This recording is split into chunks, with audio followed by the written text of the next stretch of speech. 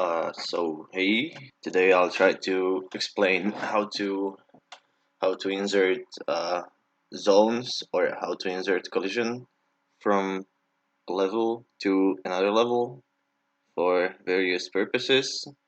In this one, I'll just add an invisible wall to my level, and that way explain and show what has to be done, and that's it. So let's say I've got this part of Cold Hard Crash, and I have changed the spawn, so I spawn here. And let's just say that I don't want people to backtrack here, so I want an invisible wall, no, invisible wall here. So first I need to find a suitable zone from other levels that has the collision. I'll be using, fuck, I'll be using Ruination because it's got a lot of invisibles around the main corridor. I just gotta look for something that's gonna fit in. Fuck.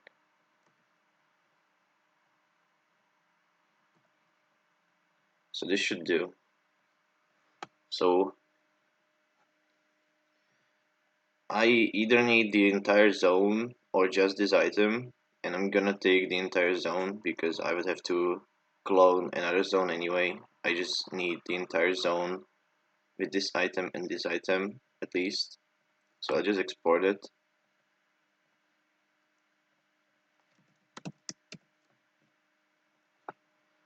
And I need to add it to the level.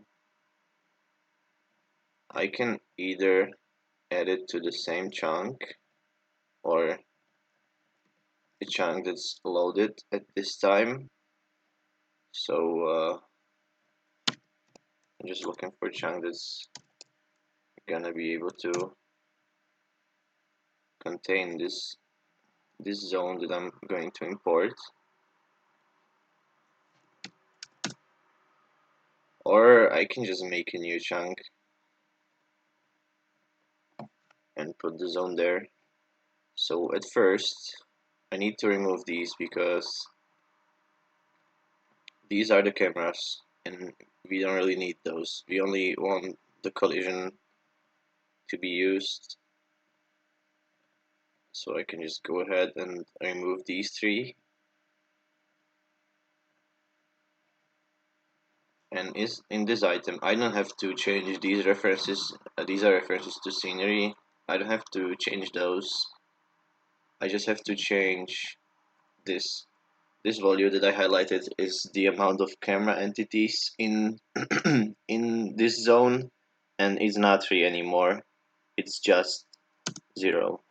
And here there are some references to neighboring zones of the zone that we just imported, and I don't need to change those either because the game only checks for these when the camera is on the path that's inside this zone, and this zone doesn't have a camera, so it's never gonna check for these. So I can just leave these as they are, but I want to know I need to add the zone I just imported to the neighbors list of at least this zone. And for that, I need the imported zone's name, but in hex form. So you can see it's called R3 underscore FZ, and this is here. I can just toggle with Z or Y. I don't remember which one it is, and you can just switch between string form and the hex form of entry names or entry IDs. So I just write this down somewhere because I'm not gonna remember it.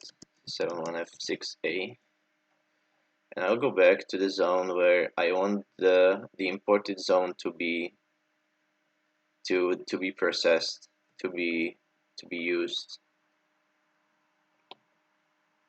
So it should be used in this zone. I want the invisible wall to be somewhere here, you'll see. So I need to add it here. I need to change the neighbor count to one more, and I need to put the name of the imported entry here. So you can see it's r3 underscore fz, and I have to change this flag to 1e. 1e means that everything about the zone is being processed. That means collision, entities, and cameras. I don't remember the flags for just one thing at once, so I just use 1e because 1e just loads everything about the zone. So this flag that I just added is for the zone that I just imported, and then there's like B2 zone, which is in front of the zone that I'm looking at, and B2 is somewhere here. So it's not loading everything, it's just loading probably entities. So I've got the zone added. Oops, I need to process this in order to make it visible in crash edit, and I have to unprocess and reprocess it so crash edit can actually be up to date.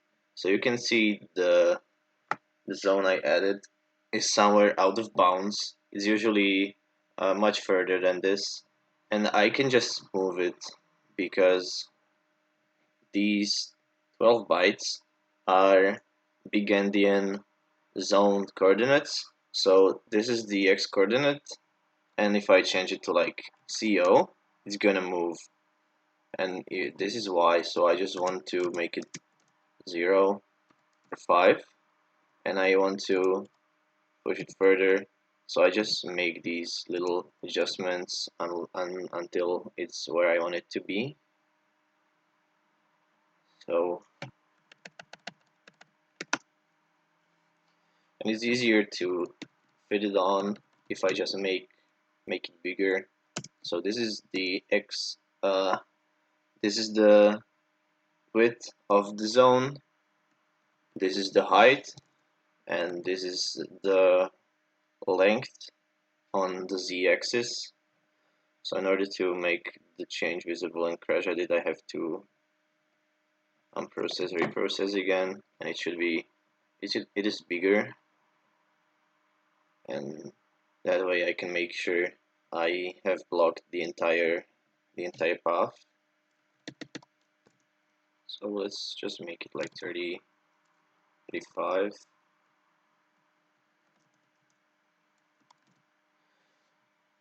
So these are just big endian numbers. That means that uh, this highlighted byte is the most significant byte, and then this one is a little bit less significant, and so on and so on. It's the opposite of of the way we write numbers. So, and it's in hex. So this means that this number is 1 time 256 to the power of 2. So it's like 65,000, and if I just had it like this is 255, and this is just 1. It's just in the opposite order. So I just want it to be somewhere around here. Seems to be blocking the entire path. I could just move it a little bit higher on the y-axis, and I'm spawning in the checkpoint, so I want to push it further. On this axis, 390 B, it should do. Just have a look whether it will actually do. Okay,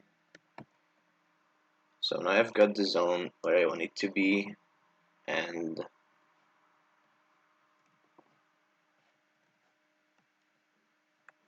now the zone is being processed, and the collision is actually there as long as the camera is on this path, but if it's here, it's not, so I have to add it to the zone that's before that.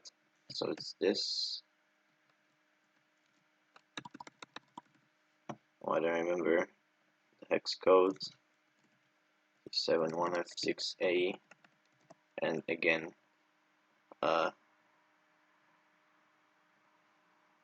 do the same, just add it to the neighbors list, and it's there. But that's not everything. You also have to patch NSD, so the new zone is in the NSD. And now I have to make sure the zone is loaded in advance. So I just add it to load lists. This basically just makes sure that the zone is loaded when it's about to be used. I've added it here. I have to load it in advance, so I have to add it to probably this zone. This one. What's after this? There's gotta be one more. Oh, okay, AO. Or A or A0. Now I don't need the invisible wall that's here to be used by this zone because it's far enough. But I need to make the game load the data, so when the camera gets from here to here, it has already loaded it, so it doesn't lag. Okay, let me just make sure that I'm actually gonna spawn there. Okay, yeah, and I have to make a ROM out of this.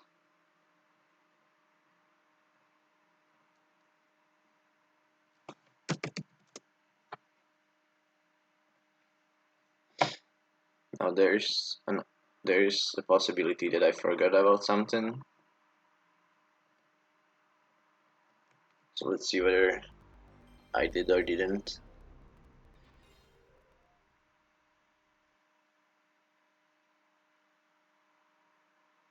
Okay, seems like I didn't. And you can see there's an invisible wall. And that's pretty much the entire principle of collision insertion. Now it's not gonna solve all your issues, but it can be useful. And it's really good for invisible walls. It's not good for collision for new scenery because you're not gonna find collision that's suitable for this, but you're gonna find a lot of invisible walls in the game, and sometimes you can find narrow paths and stuff like that. So you can do some stuff with this, but not everything.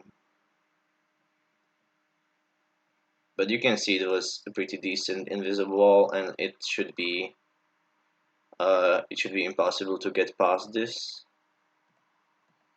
Uh, but if you stretch this zone like a lot, it would stop working because of how the game works. I don't know why it just stops working. So if I made it like super wide, like this wide, it would probably not work because the single nodes the collision is made of would be too stretched, and it would just break because yes.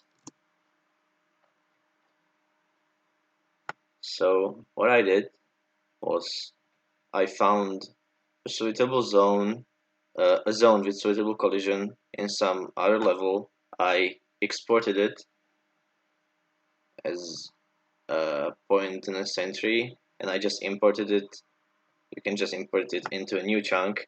Then I removed these all items except for the first two ones. This one is just a header, and this one has collision, and you don't need cameras or entities.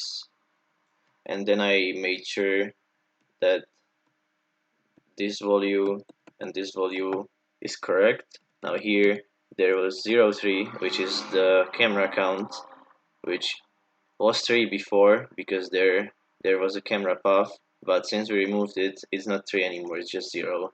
And if there were any objects like crates or stuff, there would be some number, and I would also probably remove those 5 entities and set this to 0. Now I didn't touch any of this because this doesn't really matter since the camera never gets here. And then in the zones where the game should use the invisible wall, I changed, I added it into the neighbors list.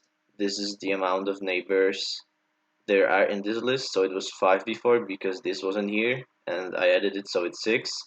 This is the hex code of the imported zone.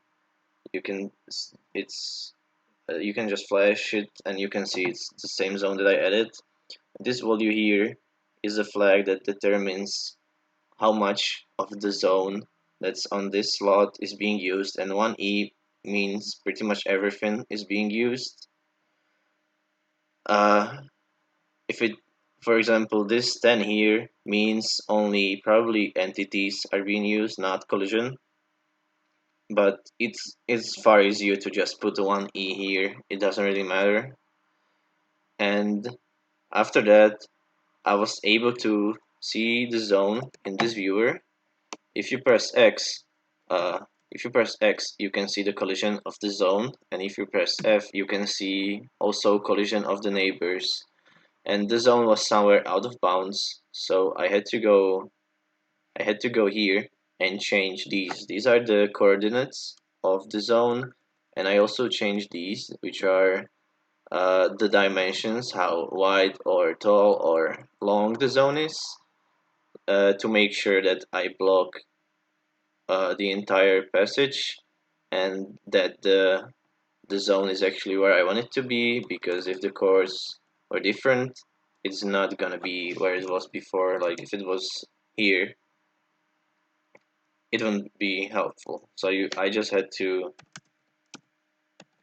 move it where I want it to be just by changing these numbers. And then as the zone was already there, I went also to the other zone that uses it or is like in its proximity and made sure that it's also in its neighbors list, because when crash is about here, the camera is actually somewhere here, so it's on this path, so the the wall has to also be used in this zone. So I just added the reference here the same way I did before, and then I patched the NSD, which makes sure that the game knows that this zone is in this level. And once it was there, I added the zone to the load lists, which is not mandatory, but you want to do it because otherwise the game doesn't know that it's gonna use it, and therefore it's gonna lag for a moment before it uses it because it wasn't loaded in advance. And since I added it here, the game knows that it should load it, and it's loaded before it's being used, therefore it doesn't have to lag and load it when it becomes used. So that should be it. This should be the entire idea of collision import. Now it's useful for invisible walls or for small platforms, and that's about it. So next time I'll probably try to explain how to import probably either segments or enemies. And that's it. See ya.